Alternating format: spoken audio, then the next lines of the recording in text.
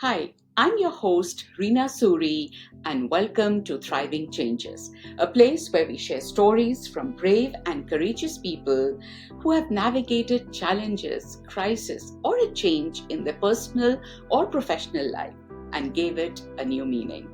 It's a platform where leaders open up about their fears, vulnerabilities, and the journey that led them to triumph. Our hope is to inspire and motivate others to take their first step towards thriving changes. Today's podcast is all about the power of mindset. Everything that happens in our lives is guided by our mindset. Josh Hatter's life story is a proof of that. He is the founder and CEO of Curated Vacation Properties that manages all rental property needs. Having lived an abusive and troubled childhood to now being at the helm of a remarkable and diverse $91 million management portfolio, it has been quite a journey for Josh. I hope you enjoy his resilient story.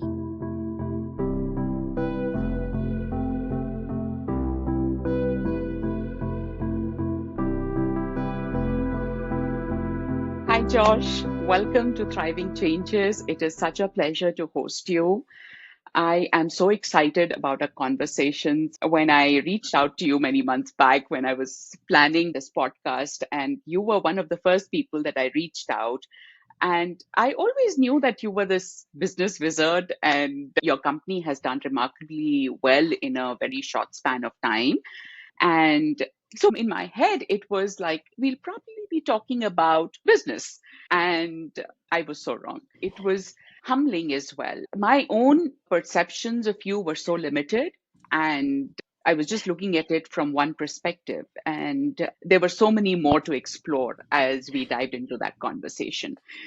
That conversation moved me a lot. I was experiencing a mix of emotions. There was sadness, there was empathy, there was a connection. I could relate to what you were saying. But I think the overriding emotion that I felt was that of awe. I was so proud of the work that you've done. I was motivated and I really wanted people to hear this story. So, welcome once again, and Thank thank you. you for taking out the time to do this. Absolutely. Yeah, thank you for having me. I appreciate it. That's quite the introduction. Hopefully, I can live up to that. Of course, yes, I'm sure you will. I think let's start with what you do, what your business is all about, and then we'll dive into some deeper stuff. Sure. Yeah. So, my line is I play Monopoly in real life. I got into vacation rentals, short term rentals back in 2012. So, long before the proliferation of Airbnb. Listed a property on VRBO and kind of dipped my toe into the short term rental world. The initial short term rental stuff only lasted a few months. I tried several other entrepreneurial ventures before I came back to it. And February 24th of 2016 is a date that sticks in my mind. That was when I very first listed just a bedroom in my house on Airbnb. So back in 2016, about 7.5 years ago. And now at this point, I have almost 3,000 reviews on Airbnb. I've been a super host for more than 30 quarters, getting ready to participate in the host forum with Brian Chesky, who's the co-founder and CEO of Airbnb tomorrow. Community leader for Airbnb as well, but also kind of played Monopoly and gone from that single bedroom to converting the whole house to a short-term rental, and then sold that, flipped it into a duplex and turned that into a short-term rental. And have also, in the last probably 18 months or so, acquired two actual bed and breakfast. So I have a property management company now that manages. We actually just bought our first company on Saturday. So we have about 84 listings now that we manage. That's in 3 states. We just picked up Asheville area and Charlotte in North Carolina. We also manage properties in the Smokies in Tennessee, and then in and around Charleston, South Carolina, where I am. So I have a management company that manages other people's property, and then also these bed and breakfasts that we're buying. We're basically taking what we affectionately refer to as grandma's house properties that are a little bit older. The first one that we bought was built in 1852, and the second one was built in 1798. So they have that historic charm, but we're badly in need of updates. We tear them down to the studs, try and keep the historic charm wherever we can, and then install modern amenities like bathrooms, all new fixtures, furniture, things like that all new interior and exterior repaint. And so just kind of modernize the historic bed and breakfasts that you see in a lot of cities and towns across the country. So we just started offering in Georgia and North Carolina, actually. So we're looking to expand that brand around the Southeast. But yeah, started all just renting a room out of my house and now building an empire, if you will. Wow. Yeah. Congratulations on the new deal that has just gone through. Sure. So that's so exciting. Yeah. But let's now dive into a little bit of your history and background. So I know that you had a difficult childhood. So if you could just share a little bit of your journey. Yeah, I had an awful background. So it's important to me to tell that story. And this is part of the reason that I'm doing this as far as this podcast tour. Two reasons. I'm really excited about this boutique hotel brand that we're starting to build. But more importantly, I feel like I finally have something to say. I'm 42 years old, wasn't really given a whole much of a chance in life to succeed. And so I've really had to learn a lot of things by failure and the hard way, made a lot of mistakes along the way. Luckily, I've been right a lot bigger than when I've been wrong. And I think it's important for people that come from a similar background. I have a lot of abuse, physical, sexual, mental, verbal, like every type of abuse in my background. And it's been an interesting journey and one that I hope to be a voice of inspiration for other people with. Yeah. I'm so sorry to hear that you had to go through that. But so what this happened till what age? Everything is pretty much immediately in terms of just the violence. As far as like domestic violence, the record for the number of times the police came to the house in one day was three. It was the same two officers, by the way. The third time they said, listen, we're not here to mediate your fights. If we have to come out here a fourth time, we're taking one of you to jail for the night. You can spend the night there. We're not here to just break up your arguments. Just one of you please leave and Yeah. stop doing this. There are lots of times like I would come home, played a lot of sports in high school, basically whatever I could do that was constructive to get out of the house. There was one time I came home from a game and there were police officers in the living room because there had been a fight. So all of that was just constant. The sexual abuse for me, I was actually two. In hindsight now, I'm able to put it in historic context, right? And so I was born in 1981. This isn't something that people really talked about in the 70s and 80s. It really was more when the Roman Catholic Church, when the whole case just burst Yeah. open, is really when people started to talk about it. And I think normalized it a little bit. The reality is one in five people is sexually abused, and that's male and female. So I think when you're able to talk about it, that stigma can go away a little bit because there's a lot of people that are hurting that are just too afraid to speak about it. And in my experience, particularly men don't want to talk about it just because it's so difficult and shameful, particularly for men, but obviously for both for men and women. Yeah, you don't have to talk about that at all if it is uncomfortable. No, And not at all. so what changed? What changed in the family environment over time that made life a little easier for you? I think a lot of it is just failure, really leaning into just learning through failure. I was fortunate to be able to start talk therapy when I was 18, but I definitely just struggled. I Yeah. still close with my little sister who's 2 years younger than me. And we talk about it frequently. And we basically spent our whole childhood just trying to survive, right? So you almost create this facade where you have this person that's just trying to stay safe inside the house, and then outside the house you're putting on this facade of everything is okay. And I have two sisters and a brother. We all had amazing grades, did extracurricular activities and all that kind of stuff. It's one of those things. I have now at this age talked to some of my friends over the years, and more often than not they're shocked. They didn't understand what we were actually going through because it wasn't obvious and we didn't really talk about it. And I think there's a couple of phases of dealing with it. One is just exiting that environment. And so that's something that I realized that I was fortunate to have. I've met people as an adult where their abuser is still in their life, whether it's a father or stepfather or family member or whatever that they have to see at holidays. And I fortunately did not have to experience that. I don't know how people deal with that, to be honest with you. I think fortunately for me, once you have some history that you can look at things in the rearview mirror and have some perspective, that kind of changes how you look at it a little bit. And there's lots of people out there that have to go to Thanksgiving dinner and see their abuser every year, which just makes you relive the trauma over and over again. So at least fortunate to have had that in the rearview mirror. My father actually passed away in prison in 2010. And now I have the benefit of 13 years of being able to reflect and do lots of different types of therapy and be able to piece life together, if you will, and really lean into just trying to grow as a person. I think my emotional intelligence was stunted for a very long time. And it's something that's been really important to me to catch up and close that gap in the last 10 years or so. Yeah. Research suggests that the IQ grows in the earlier part of our lives, but Q really has no limit. We can keep growing that at any age. So it's really commendable that you were so self-reflective. Like people generally don't spend the time, at least in my experience, on reflecting on some of the things that have happened and what needs to change, what needs to go away. You started therapy at a very young age. So, how did you come to know that this is a route that you need to take, or how did you realize that? Yeah, I was referred, I was had bouts of suicidal thoughts. I actually was doing self-mutilation.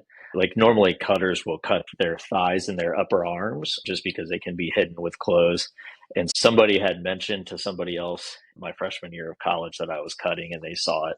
And so I got referred to therapy. Unfortunately, I never had insurance growing up as a kid. And I didn't have insurance full time until I got my first job when I was 20. And so I had the little college insurance policy. And so I went and I saw a lady for 3 sessions and she recommended me to outside therapy. But as you can imagine, with a background like this, I didn't exactly come from a lot of money either. And not to say that there aren't people that are incredibly wealthy and have to deal with this. That's obviously a thing as well, too.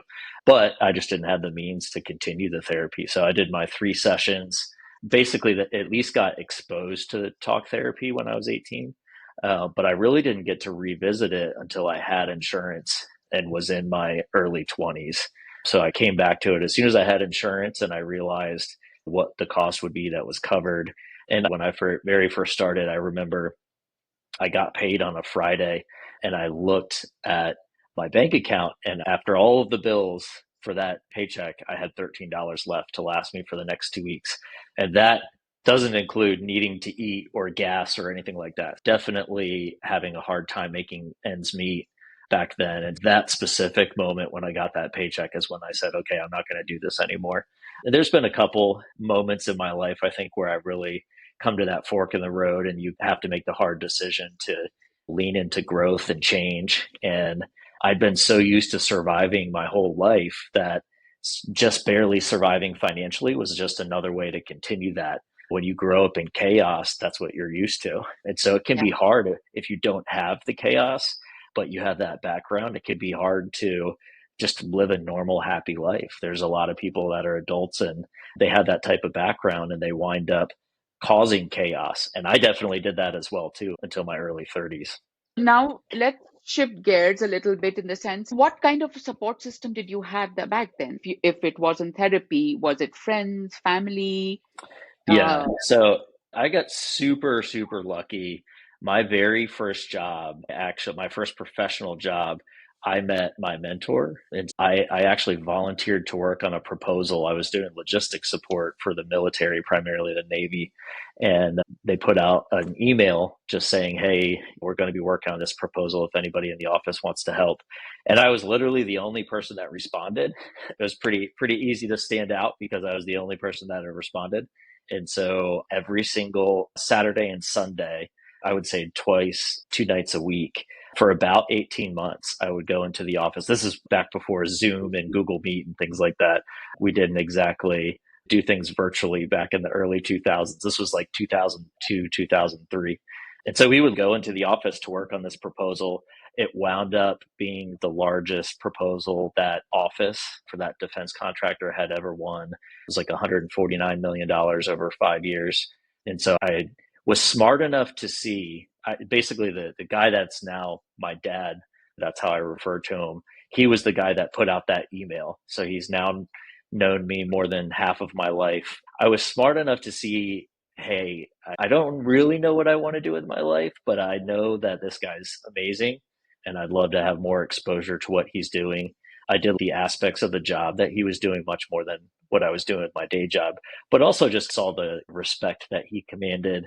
He always jokes that he's stupid, like, hey, you're way smarter than me. And I always have to respond by saying, yeah, but you have the highest EQ of anybody I've ever met in my life.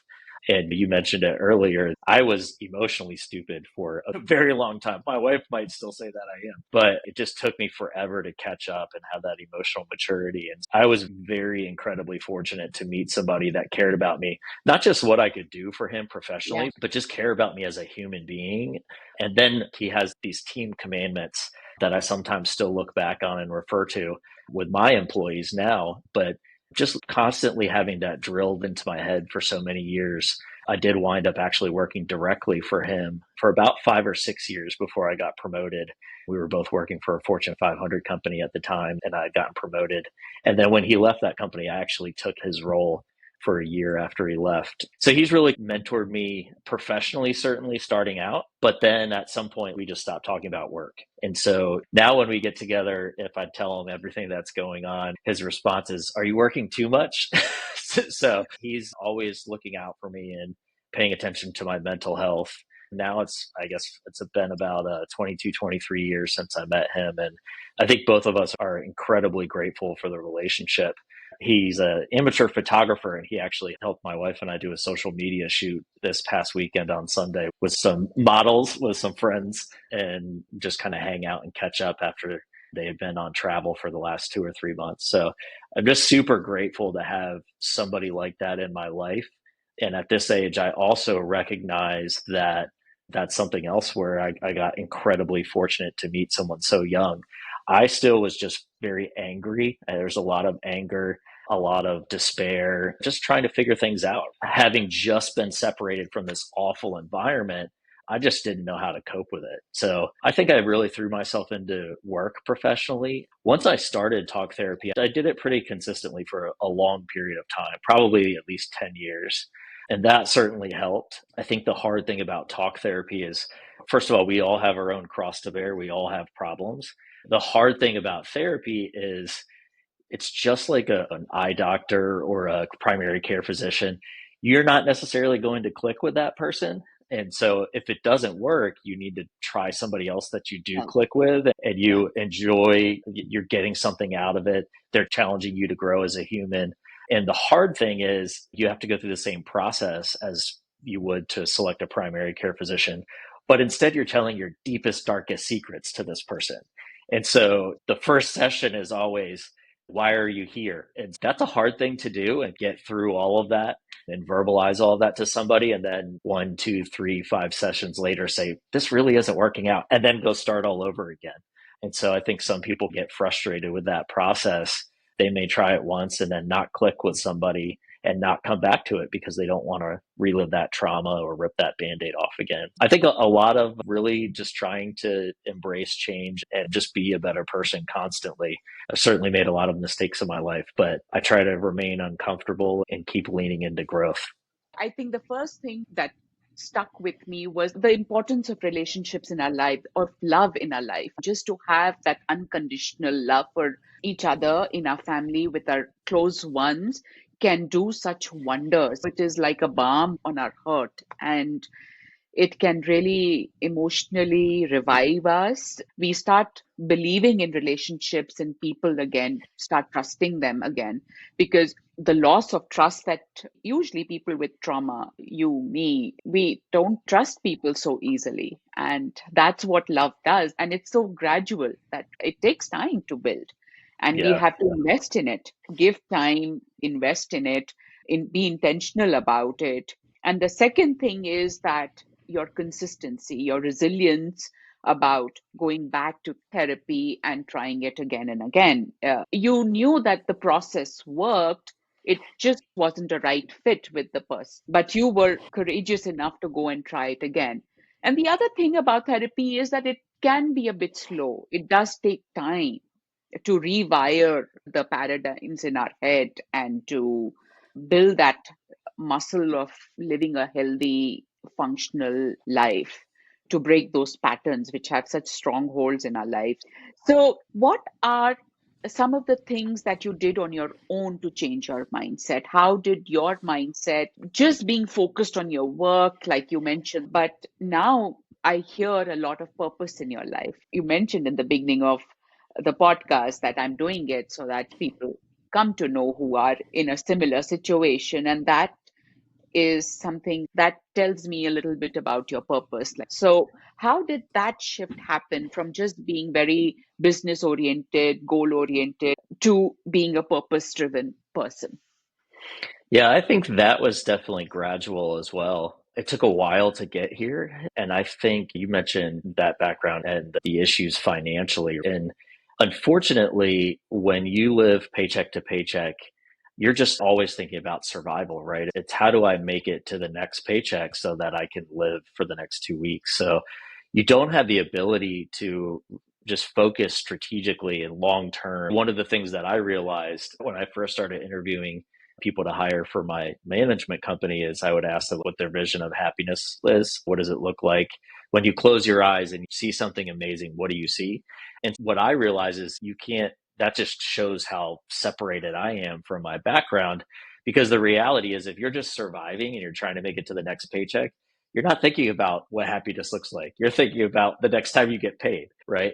I think that's why it's gradual is the more financial stability I've had and just leaning into trying to grow more just emotionally mature as a human being as a result of not having the exposure to that as a kid, then it really allows you to start thinking longer and longer term. And now that I have the benefit of hindsight of 22, 23 years of having this guy that has just been so amazingly incredible to my life, I feel like I want to give that to somebody else. And so it probably even sounds a little weird to hear somebody say, "You're feel free to reach out. Here's my website. I'm happy to help." But I genuinely think that I have something to offer now, and somebody did that for me. I try to live every day to make him proud and make him feel like the decades of time that he's put into my life was worthwhile and that he's proud of me. And I feel like the big thing that I could give back to him is to be able to be that person for somebody else. So that's really why it's important to me to get on a little bit of a platform and just put my story out there genuinely with no expectation of a return other than hoping that maybe a word or a story or a phrase can help somebody get through something difficult that they're going through. Yeah, that's amazing. Believe me, Josh, not that I had so much experience, but not everybody thinks like that. People who come from backgrounds which are very hurting backgrounds, they usually end up hurting others. And very few people take the time to retrospect on their own actions. Very handful, unfortunately. And the hope for this platform is that people, we all come with our baggage, we all come with our crosses. It is our responsibility. We can't undo that. We don't have control over that.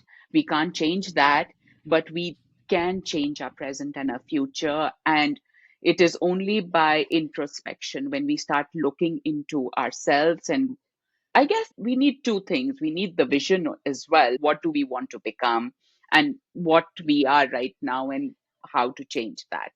And then be experimental with resources like therapy. Different things work Totally. for different people, but it's a more holistic approach and doing that work. Not everybody does that work or are so intentional about it. So it's highly commendable that you've stuck to it and come this far. So, how do you look back at it all? I like to say now that you couldn't pay me to go back and relive any day of my life. I I'm think sure. Yeah. if you're doing it right, life just gets better and better. When I look at, especially on the first 20 years, it was just so, it's crazy to think that's one reason I think I'm probably so open about it now. Like, I'm so far removed from it. I left corporate America almost 2 years ago. My property management business is 4 times the size that it was in less than 2 years. We just bought our first management company acquisition. I'm building this boutique hotel brand, right? Every day I get to wake up and build my empire. I have my wife, who's my best friend. She loves her career as well. I'm so far removed from that now that it's Yeah. crazy to even think about. My wife has obviously heard all of these stories, but it's always interesting if it comes up in conversation with, say, like we're out and somebody ask questions or whatever, it's always the same reaction, right? Oh my God, yeah, it's okay. Like, yeah, I wouldn't tell the story if I wasn't okay with it. But it's still interesting. I think I forget until I see that reaction from people if I'm ever like getting into detail. And then I have to be reminded of, yeah, that's definitely not normal. You're just that far removed from it. So I think and that's why this is so important to me is there's people that are just trying to make it through the day. And I've been that guy. I was that guy for a very long time. At one point, I used to write poetry and I still have some of that. And it's a hurt guy that wrote that stuff. It's just depressing and suicidal. And you could just hear the pain in a lot of the stuff that I wrote in my early 20s. And I hope that if people hear this, that they, can lean into just try to get through that day and just try to surround yourself with people that do care. But the reality is, when the people that you should be able to trust the most as a kid with your parents, I've been diagnosed with an attachment disorder, which effectively means from birth, that 0 to 3, the most Yeah. critical emotional development time of a kid's life, I didn't have an attachment to my parents, which then makes it hard to attach normally to other human beings. And there's a lot of things, my wife and I talk about this. There's a lot of things where conceptually I will understand like the emotions that are supposed to be tied to something, but it just ring true with me. I can't comprehend it because that's just not how my brain works. And so, to your point earlier, you're just constantly trying to rewire how you think about things and really go from that place. I think you said this earlier as well, too, but go from that place of where instead of meeting somebody and you immediately don't trust them because you've been hurt for so long, you trust somebody until they give you a reason not to. And that's such a critical thing to be able to change when you've gone through this kind of stuff. And it takes just a really long time and a lot of hurt to try to put yourself in a position where you can even give people a fair chance when you meet them. Yeah. I think it also happens that we have to be very intentional about setting boundaries also, like with what not to have in our life and how can we get away from abuse. Like that needs to stop. And we have to do it in a healthy way without being violent or having an outburst. But so I think in that way, therapy really helps because we build that muscle to have difficult conversations in a healthier manner and set those boundaries with people we don't need in our life. And now look at that contrast. I was just thinking, what a contrast from that angry, frustrated, hurting child or a young adult to a flourishing, happy, content, and self actualized person. I think that self actualization really is prominent when you start giving it to others. And it's Right. not just self contained, but you have that desire to outpour it to others. And that's when that real Yes. like actualization process happens.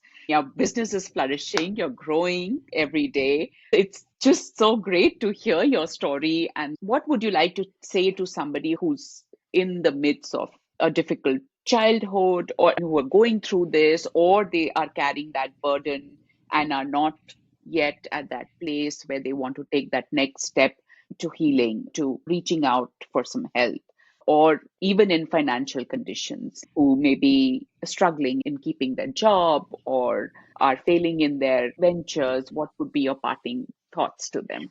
Yeah, don't give up. Never give up. And try to allow yourself to dream. That's very hard if you're just trying to make it to the next paycheck, especially if you have a spouse and children, you have a family that you have to take care of. But try to allow yourself to dream. We've talked about masterminds before, and I've been in a mastermind for about 2.5 or 3 years. I've started my own small group, and I truly believe that we're the sum of the 5 people that we spend the most time around. Sometimes that can be very difficult because those are either longtime friends or even family that are unhealthy. And so it is hard to draw that boundary. But the reality is, if you do what you've always done, you'll get what you've always gotten. You can't have these big dreams and then keep doing the exact same thing you've always done. You have to surround yourself with people that will challenge you and hold you accountable and make it uncomfortable for you and try to help you be the best version of yourself. It's hard to find those people. I think if we're lucky, we have a few of them in our lives. I'd say that I'm incredibly lucky and probably have six, seven, eight, something like that. But I really try to lean into that constantly and give with no expectation of a return. That's also incredibly hard to do when you don't feel like you have anything to begin with. But I will say, I wouldn't consider myself a religious person, but I do think karma is real. And I think if you put good things out into the world enough, at the point they come back to you exponentially as well. Yeah, those are really wise words. I do believe in that as well, that what you sow is what you get. We need to really look at what we are and what we are giving to others. How did these difficult or challenging moments, failures in life, build the skill sets that you are using in today's world? Did those circumstances help you build these muscles in business I and in think so. personal? I think entrepreneurs are inherently risk takers. You're leaving the security of a paycheck or a salary. And people think that there's security in that. I've gone through a layoff with a Fortune 500 company. You think it's secure until it slaps you in the face and you're out the door. But I think entrepreneurs are inherently risk takers. We embrace that chaos. And sometimes I don't even realize how quickly I'm moving. I've got so many things going on. I talked to my attorney who helped us close this acquisition over the weekend. I said, "Oh, by the way, I should probably tell you these things." And she's like, "Geez, you're really building the empire." And it's that and be the ability to be successful and be your best in chaos is huge. The only thing constant in life is change, right? Like things are going to change whether we embrace it or not. I don't hear failure anymore. To me, it's a roadblock or a speed bump, right? It's okay, what's the problem? How do we come up with a solution? And obviously in business, that's valuable when you're building your own business, but even in life, right? When something happens, how do you respond to it? It's the old saying of life is 10% what happens to you and 90% how you react to it.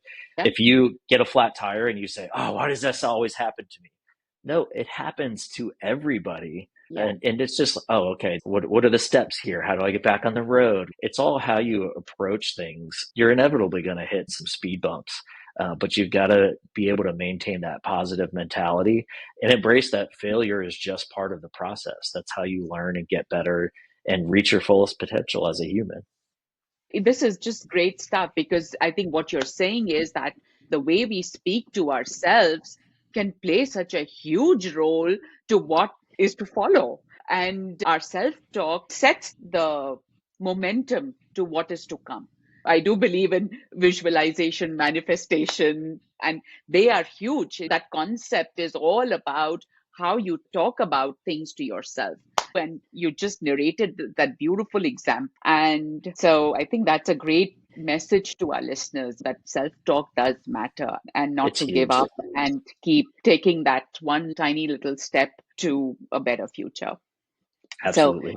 thank you so much, Josh. It has been a pleasure talking to you. Really enjoyed my conversation with you. Thank Thank you you. so much. I appreciate it. If you found the content valuable, please like, share, and subscribe and spread the word. I feel the best compliment is being referred, that one action of yours can help us reach more people and fulfill the mission of thriving changes. Thank you for considering.